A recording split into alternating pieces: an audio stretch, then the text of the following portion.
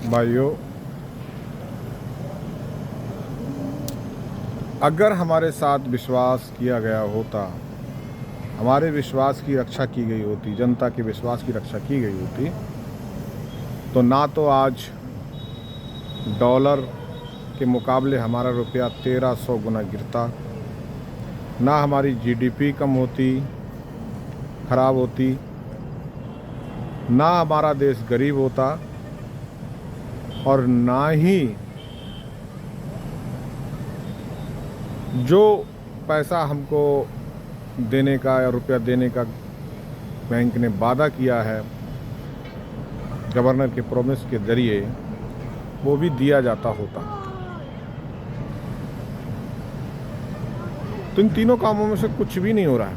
हमारी जीडीपी गिर गई, हमारा रुपया गिर गया, हमें रुपया दिया नहीं जा रहा है।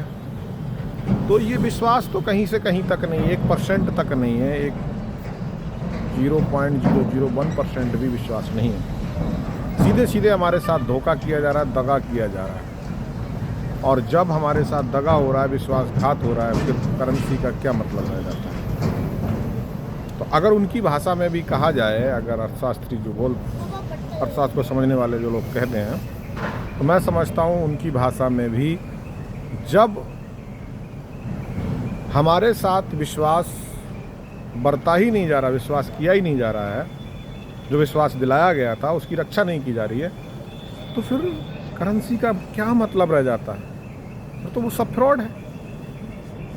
इसलिए भाइयों, मैं यही कहना चाहूँगा कि अभी भी समय है, सुधर जाइए, समझ लीजिए इस चीज़ को, परखिए, समझिए, जानकारी लीजिए पुराने लोगों से, और अर्थशास्त्र को सही तरीके से समझने की कोशिश कीजिए, करेंसी को सही तरीके से समझने की कोशिश कीजिए।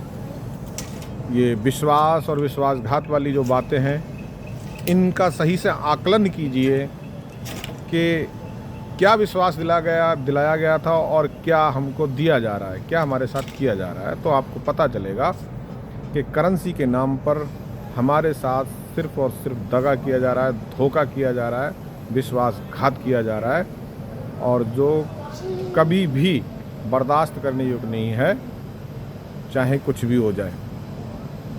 हमको आवाज़ उठानी ही पड़ेगी, लोगों को बोलना पड़ेगा, समझना पड़ेगा। जिन लोगों को ये चीज़ समझ में नहीं आती है, उनको ध्यान से हमारे वीडियो देखने पड़ेंगे और हमारे संगठन से जुड़े हुए लोगों से जुड़ना पड़ेगा, उनसे बात करनी पड़ेगी।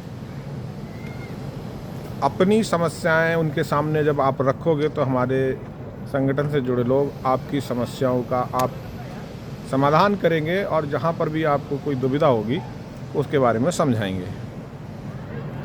तभी ये लड़ाई आगे लड़ी जा सकती है।